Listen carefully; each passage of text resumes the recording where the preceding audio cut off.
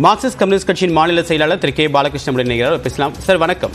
பிரதமர் நரேந்திர மோடி நியூஸ் 18 குழுமத்திற்கு ஒரு பிரத்யேக நேர்காணல கொடுத்திருக்காரு. அதுல அமலாக்கத்துறை வழக்குகளை காரணம் காட்டி காங்கிரஸ் வைக்கக்கூடிய குற்றச்சாட்டு அப்படின்றது முற்றிலுமா தவறானது, நாங்க எந்த வழக்குகளையும் கைவிடல அப்படின்னு சொல்லியிருக்காரு. உங்களுடைய முதற்கட்ட கருத்து சொல்லுங்க சார். அமலாக்கத்துறை மற்றபடி சிபிஐ போன்ற எல்லா நிறுவனங்களையும் அவங்க தங்களுடைய அரசியல் ஆதாயத்துக்காக பயன்படுத்திக்கிட்டு இருக்காங்கிறது ஏராளமான வழக்குகள் மூலம் வெளிவந்திருக்கு. இப்ப கூட சமீபத்துல நீங்க பாத்தீங்கன்னா அஜித் பவர் மீது இருக்கக்கூடிய மிகப்பெரிய ஊழல் வழக்குகள்ல இருந்து விடுவிச்சிருக்காங்க. ஏற்கனவே அவங்க தான் குற்றவாளின்னு அவரை கைது பண்ணாங்க, அவருடைய மனைவி மீது வழக்கு போட்டாங்க. இப்போ அவரை விடுதலை பண்ணியிருக்காங்க, அதுல இருந்து ரிலீவ் பண்ணியிருக்காங்க. அதே மாதிரி உங்களுக்கு கெஜ்ரிவால் அவர்களை கைது பண்ணதுக்கு சரத் ரெட்டிங்கிறவர்கிட்ட வாக்குமூலம் வாங்கினாங்க. சரத் ரெட்டி இவங்க தான் கைது பண்ணாங்க. பிறகு வாக்குமூலம் கொடுத்த பிறகு அவர் அந்த வழக்குல இருந்து விடுவிச்சுட்டாங்க. இப்படி எத்தனையோ சம்பவங்களை சொல்ல முடியுங்க. நீங்க அமலாக்கத்துறை இந்த அரசாங்கத்துல செயல்பட்ட துறைன்னு பாத்தீங்கன்னா அமலாக்கத்துறை தான் முழுக்க முழுக்க செயல்படுது.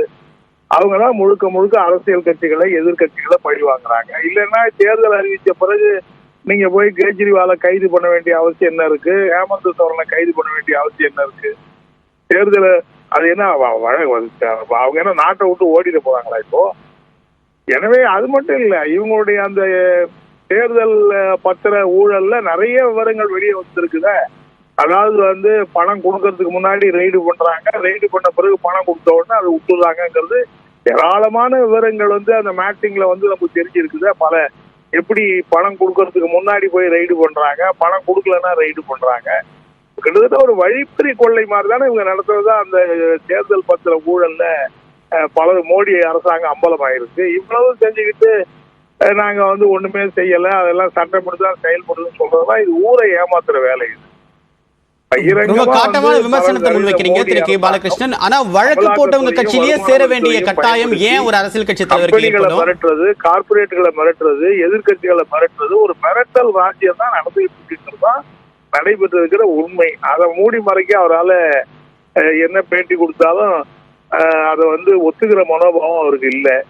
ஆகவே அது எதிர்கட்சிகள் மீது இல்லாத பொருளாக சொல்லிட்டு இருக்காரு. அவ்வளவுதான். ரொம்ப காட்டமான விமர்சனத்தை முன் வச்சிருக்கீங்க திரு கே பாலகிருஷ்ணன். ஒரு நார்மலான ஒரு கேள்வி, என் மேல ஒருத்தர் வழக்கு போடுறாங்க அப்படின்னா நான் மீண்டும் அவர் கட்சியிலே ஏன் சேர வேண்டிய தேவை எனக்கு என்ன இருக்கு? நான் ஏன் போய் சேர வேண்டும்? பிரதமர் கேள்வி விஷயமே. அதாவது உங்க பேர்ல வழக்கு போடுறதே நீங்கள கட்சியில சேரணுங்கிறதுக்காக தானே. கட்சியில சேரணுங்கிறதுக்காக தான் வழக்கு போடுறாங்க. கட்சியில சேர்ந்த பிறகு உடனே வழக்கு வாபஸ் வாங்குறாங்க. இந்த மாதிரி எத்தனை வழக்குகள் வாபஸ் வாங்கிருக்கு, எத்தனை. நான் தான் சொல்றேனே, அதுக்காக கெஜ்ரிவாலை நீங்க கைது பண்றீங்க. எதனால? அந்த சரத்சந்திர ரெட்டிங்கிறவரு வாக்குமூலம் கொடுக்குறாரு. ஏற்கனவே அவரை நீங்க தான் கைது பண்ணீங்க. அப்புறம் ஏன் அவர் அந்த வழக்குல இருந்து விடுவிச்சீங்க? என்ன இப்போ அவர் மேல குற்றம் இல்லைன்னு நிரூபிக்கப்பட்டு வழக்கு என்ன முடிஞ்சு போச்சு? இந்த வழக்கு விசாரணைக்கே வரல, குற்றப்பத்திரிகை கூட தாக்கல் பண்ணல. ஆனா அவர் கெஜ்ரிவால் மீது அவர் வாக்குமூலம் கொடுத்த உடனே அவர் விடுவிக்கிறீங்களா? என்ன காரணம்? இதுக்கு என்ன பதில் சொல்ல முடியும் உங்களால? சரி, உங்களுடைய கருத்துக்களுக்கு மிக்க நன்றி திரு கே பாலகிருஷ்ணன்.